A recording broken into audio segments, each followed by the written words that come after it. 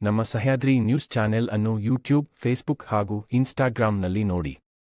Subscribe, like ಮತ್ತು share ಮಾಡಿ ಪ್ರೋತ್ಸಾಹಿಸಿ.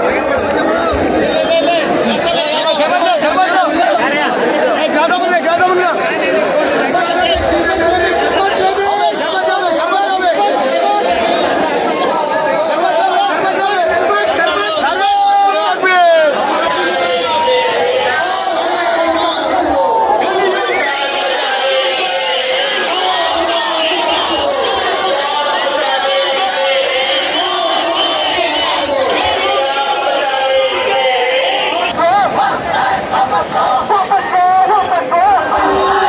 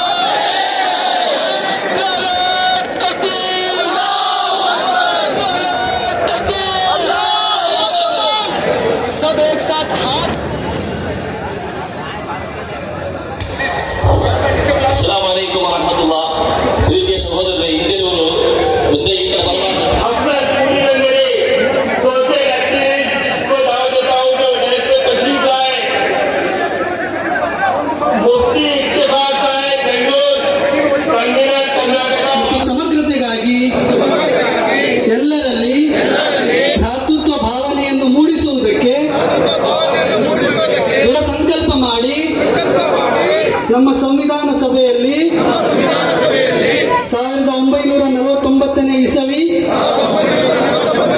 ನವೆಂಬರ್ ತಿಂಗಳು 26ನೇ ದಿನಾಂಕದಂದು ಈ ಸಂವಿಧಾನವನ್ನು ನಮಗೆ ನಾವೇ ಅರ್ಪಿಸಿಕೊಂಡು ಅಂಗೀಕರಿಸಿ ಶಾಸನವಾಗಿ ವಿಧಿಸಿಕೊಂಡಿದ್ದೇವೆ.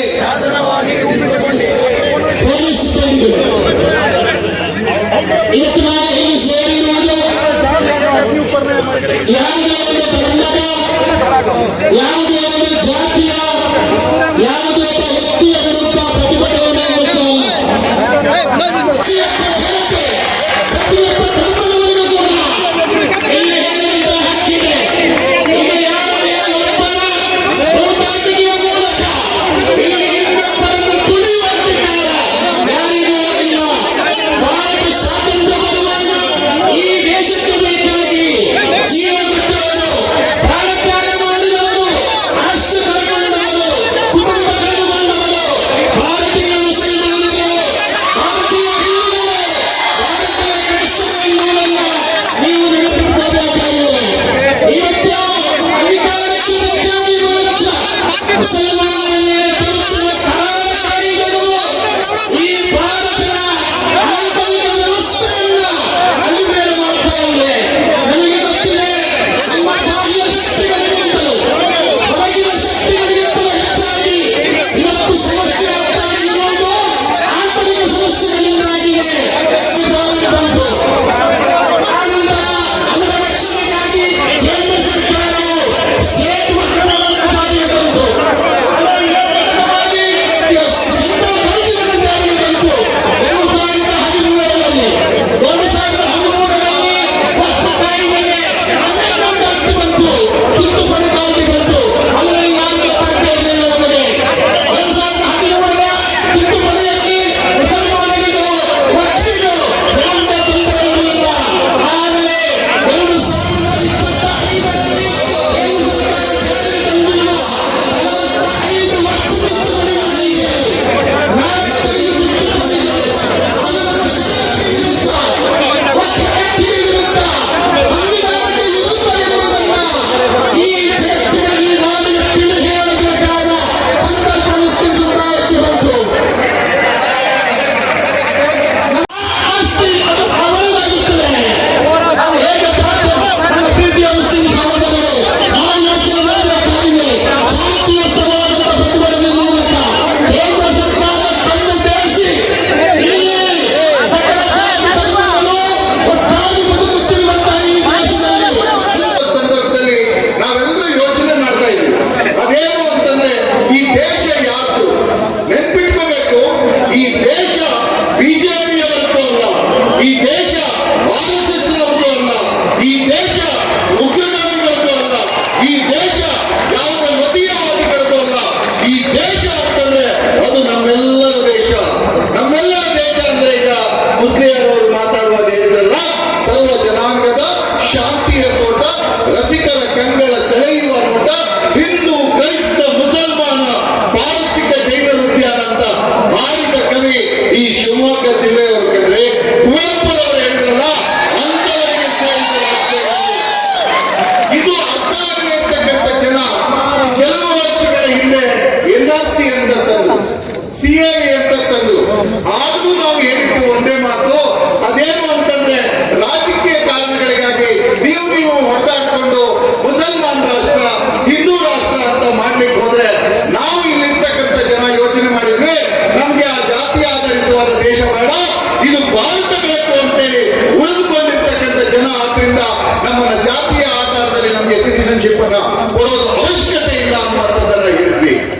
ಈಗ ವಕ್ಫ್ ಬಂದಿದೆ, ತುಂಬಾ ಸ್ಪಷ್ಟವಾಗಿ ಯೋಚನೆ ಮಾಡಬೇಕು. ತಿರುಪತಿಯಲ್ಲಿ ತಿಮ್ಮಪ್ಪನ ದೇವಸ್ಥಾನ ಇದೆ, ಶಿವಮೊಗ್ಗದಲ್ಲಿ ಕೋಟೆ ಮಾರಮ್ಮನ ದೇವಸ್ಥಾನ ಇದೆ, ಸಿಗಂದೂರು ತಾಯಿ ದೇವಸ್ಥಾನ ಇದೆ, ಸಾಗರಕ್ಕೆ ಹೋದ್ರೆ ಮಾರಮ್ಮನ ದೇವಸ್ಥಾನ ಇದೆ. ಆ ಎಲ್ಲ ದೇವಸ್ಥಾನಗಳ ನಡುವೆ ಈ ದೇಶದಲ್ಲಿ ಬದುಕತಕ್ಕಂಥ, ನಾಡಿನಲ್ಲಿ ಬದುಕತಕ್ಕಂಥ ಮುಸಲ್ಮಾನರು ಹೇಳಿದ್ರು ಅದು ಹಿಂದೂಗಳ ಶ್ರದ್ಧಾ ಜಾಗ, ಅವರವರು ನಡ್ಕೋತಾರೆ, ನಾವಲ್ಲೇನು ಹೋಗೋದಿಲ್ಲ. ಸಾಧ್ಯವಾದ್ರೆ ಜಾತ್ರೆ ಸೈನಲ್ಲಿ ಒಂದು ಅಂಗಡಿ ತೆಗಿತೀವಿ, ಒಂದು ಐಸ್ ಕ್ರೀಮ್ ಪಾರ್ಲರ್ ಹಾಕ್ತೀವಿ ಅಂತ ಹೇಳಿದ್ವಿ ಹೊರತು ದೇವಾಲಯಗಳ ವಹಿವಾಟುಗಳಲ್ಲಿ ನಾವು ಭಾಗವಹಿಸಬೇಕು ಅಂತ ಹೇಳಿಲ್ಲ. ಈಗಲೂ ಸಹಿತ ನಾವು ಹೇಳತಕ್ಕಂಥದ್ದು ಏನಂದ್ರೆ ಇದು ನಮ್ಮ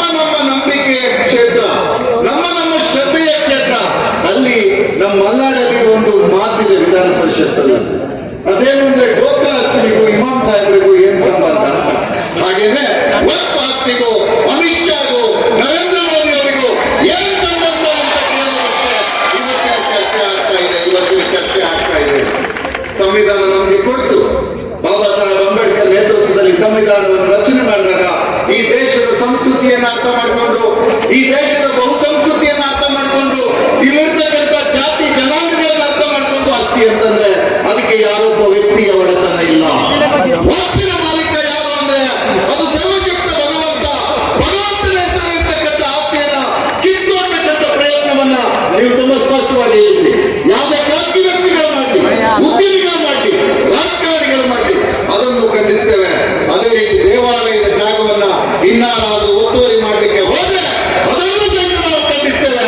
ಅವೆಲ್ಲವೂ ಸಹಿತ ಆಯಾಯ ಜಾತಿ ಮತ್ತು ಧರ್ಮದವರ ಆ ನಂಬಿಕೆಗೆ ಆಧಾರವಾಗಿ ಇರಬೇಕು ಅಂತ ಯೋಚನೆ ಮಾಡಿದೆ. ಅಮಿತ್ ಶಾ ನೇತೃತ್ವದ ಸರ್ಕಾರ ಆಳ್ವಿಕೆಗೆ ಬಂದ ಮೇಲೆ ನಿರಂತರವಾಗಿ ಈ ದೇಶವನ್ನ ಕಟ್ಟುವ ಕೆಲಸವನ್ನ ಮಾಡ್ತಿದ್ದಾರೆ. ಈ ದೇಶವನ್ನು ಒಡೆದಾಡುವ ಆಡಳಿತವನ್ನು ಮಾಡ್ತಾರೆ. ಅವರು 51% ಮತ ತಗೊಳ್ಳಕ್ಕೆ ಪ್ರಯತ್ನ ಮಾಡ್ತಾರೆ. ನಾವೆಲ್ಲ ಸೇರಿ ಹೇಳಬೇಕು, ನಿಮ್ಮ ಮತ ರಾಜಕಾರಣವನ್ನು ಬಿಡಿ, ನಾವು 100ಕ್ಕೆ 100 ನಮ್ಮ ಜನ ಒಟ್ಟಾಗಿ ಬಾಳ್ತಕ್ಕಂಥ ಸಂಕಲ್ಪವನ್ನು ಮಾಡುವವರು, ಒಟ್ಟಾಗಿ ಬಾಳ್ತಕ್ಕಂಥ ಜನ ನಮ್ಮನ್ನು ಒಡೆಯಬೇಡಿ ಅಂತ. ಮೊನ್ನೆ ನೋಡುವೆ ಬಲ್ಕೀಶ್ ಬಾನೋರೆ ಟಿವಿಯಲ್ಲಿ, ನಿಮ್ಮಲ್ಲಿ ಇಲ್ಲಿ ಒಬ್ಬ ವಿಧಾನಸಭಾ ಸದಸ್ಯರು ನಿಮ್ಮ ಹತ್ರ ಗಲಾಟೆ ಮಾಡೋದನ್ನು ನೋಡಿದ್ವಿ. ನಮ್ಮ ಭಾರತದ ಸಂಸ್ಕೃತಿ ಅಂದ್ರೆ ಮಾತೃ ಸಂಸ್ಕೃತಿ. ಮಾತೃ ಸಂಸ್ಕೃತಿಯ ಭಾಗವಾಗಿ ನಿಯಮಬದ್ಧವಾಗಿ ಒಂದು ಪ್ರಶ್ನೆಯನ್ನು ಎತ್ತಿದ್ರೆ ಅದು ಅವಾಗೂ ರಸ್ತೆ ಮೇಲೆ ಹೋರಾಟ ಮಾಡ್ತಾ ಇತ್ತು, ಈಗಲೂ ರಸ್ತೆ ಮೇಲೆ ಹೋರಾಟ ಮಾಡೋ ಪ್ರಯತ್ನ ಮಾಡುತ್ತೆ. ಅದೇ ರೀತಿ ವಿಧಾನಸಭೆಯಲ್ಲಿ ಹೋರಾಟ ಮಾಡೋ ಪ್ರಯತ್ನ ಮಾಡಿದ್ದಕ್ಕಾಗಿ ಅವರು ಸದನದಿಂದ ನಮ್ಮ ಸ್ಪೀಕರ್ ಸಾಹೇಬರು ಸಸ್ಪೆಂಡ್ ಮಾಡಿಬಿಟ್ಟಿದ್ದಾರೆ. ಈಗ ಬಂದು ಮತ್ತೆ ಗಲಾಟೆ ಎತ್ತಿದ್ರೆ ಆ ಗಲಾಟೆ ಎತ್ತಿಸ್ತಕ್ಕಂಥ ಈ ಶಿವಮೊಗ್ಗದ ಶಾಸಕರಾದಂತ ಚನ್ನಬಸಪ್ಪನಿಗೂ ಒಂದು ಕಾಯ್ದೆ ಜಾರಿ ಬೇಕಾಗಿಲ್ಲ, ಬಿಜೆಪಿಯ ಭೂತಪ್ರಜೆಗೂ ಒಂದು ಕಾಯ್ದೆ ಬೇಕಾಗಿಲ್ಲ. ಅದೇ ರೀತಿಯಾಗಿ ಈ ದೇಶದ ಯಾವ ಹಿಂದೂ ಬಾಂಧವರಿಗೂ ಸಹಿತ ಈ ವಕ್ಫ್ ಕಾಯ್ದೆ ಬೇಕಾಗಿಲ್ಲ. ಆದ್ರಿಂದ ಈ ಕಾಯ್ದೆಯನ್ನು ಜಾರಿಗೆ ತಂದಿದ್ದು ಹಿಂದೂ ಸಮಾಜ ಅಲ್ಲ, ಈ ಕಾಯ್ದೆಯನ್ನು ಜಾರಿಗೆ ತಂದಿದ್ದು ಮುಸಲ್ಮಾನ್ ಸಮುದಾಯಕ್ಕೆ ಬೇಕಾಗಿಲ್ಲ. ಈ ಕಾಯ್ದೆಯನ್ನು ಜಾರಿಗೆ ತಂದದ್ದು ಅದು ಒಳಗಾಡುವ ರಾಜಕಾರಣದ ಭಾಗವಾಗಿ ಈ ಕಾಯ್ದೆಯನ್ನು ಜಾರಿಗೆ ತಂದಿದ್ದಾರೆ. ಇಷ್ಟೊಂದು ಜನ ಇಲ್ಲಿ ಸೇರಿದ್ದೇವೆ, ನೆನ್ಪಿಟ್ಕೋಬೇಕು. ನಾವು ಆ ವಕ್ಫ್ ಆಸ್ತಿಯ ವಿವಾದವನ್ನ ನಿರ್ಣಯವನ್ನ ಯಾರು ಮಾಡಬೇಕು ಅನ್ನೋ ಪ್ರಶ್ನೆ ಬಂದ್ರೆ ತಿದ್ದುಪಡಿ ಕಾಯ್ದೆಯಲ್ಲಿ ಹೇಳ್ತಿದ್ದಾರೆ ಜಿಲ್ಲಾಧಿಕಾರಿ ಮಾಡ್ಬೇಕಂತೆ. ಅದೇ ಒಬ್ಬ ಅರ್ಜಿ ಕೊಡ್ತಾನೆ, ಇದು ಸರ್ಕಾರಿ ಆಸ್ತಿ, 100 ವರ್ಷಗಳಿಂದ ಅದು ಈದ್ಗಾ ಅಂತೇಳಿ, ಕಬರಸ್ಥಾನ ಅಂತೇಳಿ, ಮಸ್ಜಿದ್ ಅಂತೇಳಿ, ಮದರಸಾ ಅಂತೇಳಿ ನಂಬ್ಕೊಂಡು ಬಂದಿರ್ತಕ್ಕಂಥ ಜಾಗವನ್ನ ಒಬ್ಬ ಅರ್ಜಿ ಕೊಡ್ತಾನೆ. ಅದನ್ನ ನಿರ್ಣಯವನ್ನ ಸರ್ಕಾರದ ಪರವಾಗಿ ಡಿಸಿ ಮಾಡ್ತಾರಂತೆ. ಈಗ ಬರ್ತಿರ್ತಕ್ಕಂಥ ಅಧಿಕಾರಿಗಳು ಸಹಿತ ಕೋಮುವಾದಿಗಳಾಗಿರ್ತಕ್ಕಂಥ ಹೊತ್ತಿನಲ್ಲಿ, ಈಗ ಅಧಿಕಾರಿಗಳು ಬಂದಿರ್ತಕ್ಕಂಥ ಹೊತ್ತಿನಲ್ಲಿ ನಮ್ಮನ್ನು ಸಂಶಯವಾಗಿ ನೋಡ್ತಕ್ಕಂಥ ಸಂವಿಧಾನ ವಿರೋಧಿಗಳು ಬಂದಿರ್ತಕ್ಕಂಥ ಹೊತ್ತಿನಲ್ಲಿ ನಮ್ಮನ್ನು ನಿರಂತರವಾಗಿ ಹೊಡೆದಾಡ್ತಕ್ಕಂಥ ಪ್ರಯತ್ನ ಮಾಡ್ತಿದ್ದಾರೆ. ಅಮಿತ್ ಶಾ ಅವರೇ, ನಿಮಗೆ ನಿಮ್ಮ ಮಗನಿಗೆ ಕ್ರಿಕೆಟ್ ಬೋರ್ಡ್ ಒಳಗೆ ಹೇಗೆ ಹೋಗಿ ಅದೇ ರೀತಿಯಾಗಿ ವಕ್ಫ್ ಬೋರ್ಡ್ ಒಳಗೆ ಬರಬೇಕು ಅಂತ ಆಸೆ ಇರ್ಬೋದು, ಆದ್ರೆ ಹಿಂದೂ ಸಮಾಜಕ್ಕೆ ವಕ್ಫ್ ಬೋರ್ಡ್ ಒಳಗೆ ಬರಬೇಕನ್ನುವ ಆಸೆ ಇಲ್ಲ. ಈ ದೇಶದ ಯಾವ ಹಿಂದೂ ಸಮುದಾಯಕ್ಕೂ ಸಹಿತ ಮುಸಲ್ಮಾನರ ಆಸ್ತಿ ವ್ಯವಹಾರದೊಳಗೆ ನಾವು ಮುಂದುವರಿಸಬೇಕು ಅನ್ನುವಂಥ ಭಾವನೆ ಯಾವ ಹಿಂದೂ ಸಮುದಾಯಕ್ಕಿಲ್ಲ. ಆದ್ರಿಂದ ಸ್ಪಷ್ಟವಾಗಿ ಹೇಳ್ತೇನೆ, RSS ಅಂದ್ರೆ ಹಿಂದೂ ಧರ್ಮ ಅಲ್ಲ, RSS ಅಂದ್ರೆ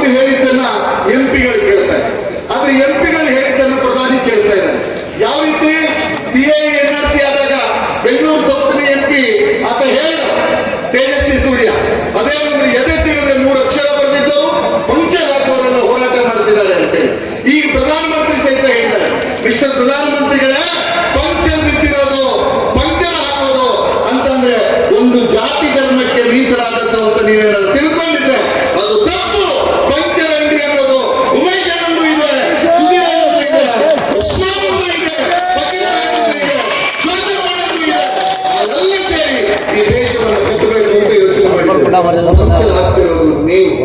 ಆತ ಹೇಳ್ತಾನೆ ತೇಜಸ್ವಿ ಸೂರ್ಯ ವಿಧಾನ ಪರಿಷತ್ ಸದಸ್ಯರ ಹತ್ರ ನಾನು ಇದನ್ನು ಹೇಳು ಏನಂತ ಅಂದ್ರೆ, ಅಯ್ಯೋ ಈ ವಕ್ಫ್ ತಿದ್ದುಪಡಿ ಕಾಯ್ದೆ ತಂದಿಟ್ಟು ಎಷ್ಟು ಒಳ್ಳೇದು ಅಂತಂದ್ರೆ, ಇಲ್ಲಾಂದ್ರೆ ಮುಸಲ್ಮಾನರು ಬಂದು ನಿಂತು ವಿಧಾನಸೌಧದ ಕಡೆ ಕೈ ತೋರಿಸಿ ವಕ್ಫ್ ಅಂತಂದ್ರೆ ಅದು ವಕ್ಫ್ ಆಸ್ತಿ ಆಗ್ಬಿಡ್ತಿತ್ತು ಅಂತ ಹೇಳು.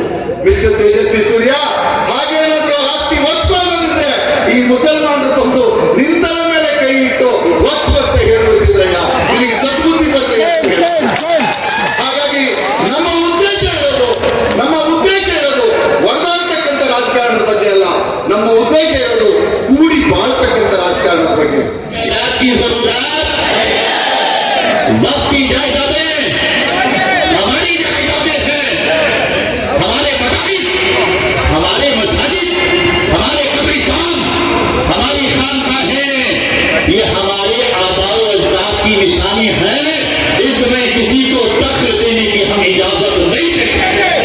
हम आपसे गुजारिश करेंगे इस काले कानून को वापस ले लीजिए, काले कानून को वापस लीजिए। इसी में बेहतरी है और यही संविधान और हमारे भारत के हालात के मुवाफिक है। आप कहते हैं कि हमने कानून बनाया ताकि वक्फ की जायदादों की हम हिफाजत करेंगे। मैं थोड़े कम अल्फाज कहूंगा, आप तो हमारे मुल्क की सरहद की हिफाजत नहीं कर पा रहे, आप हमारे मुल्क की सरहद की हिफाजत नहीं कर पा रहे। हमें आपसे कोई उम्मीद नहीं आप हमारे वक्त की हिफाजत करेंगे। आप जबरदस्ती थोप रहे, बताइए जुल्म है कि नहीं? संविधान कहता है इंसाफ करो, इंसाफ किसी के साथ जुल्म, लेकिन आप जुल्म करते हैं, आप जबरदस्ती थोपते हैं, इसलिए कि इसके पीछे आपकी राजनीति छुपी है। हमें यकीन है उस राजनीति में कभी आप कामयाब नहीं होंगे, नहीं होंगे, नहीं होंगे। मुसलमान के दरमियान और हिंदुस्तान के नागरिकों के दरमियान फूट डालने की कोशिश की है। इसलिए मुझे यकीन है सिर्फ मुसलमान नहीं, इस लड़ाई में हमारे साथ हमारे हिंदू भाई भी हैं, इस लड़ाई में हमारे साथ क्रिश्चियन भाई भी है, और जितने भी मज़ाहिब के लोग इस हिंदुस्तान में रहते हैं सब हमारे साथ हैं, जो संविधान पर यकीन रखने वाले हैं। इसलिए इंशाअल्लाह हमें यकीन है भारत की एकता टूटेगी नहीं, इंशाअल्लाह ये एकता और ज्यादा मजबूत होगी। न तेरा है न मेरा है, ये हिंदुस्तान सबका है। नहीं समझी गई ये बात तो नुकसान सबका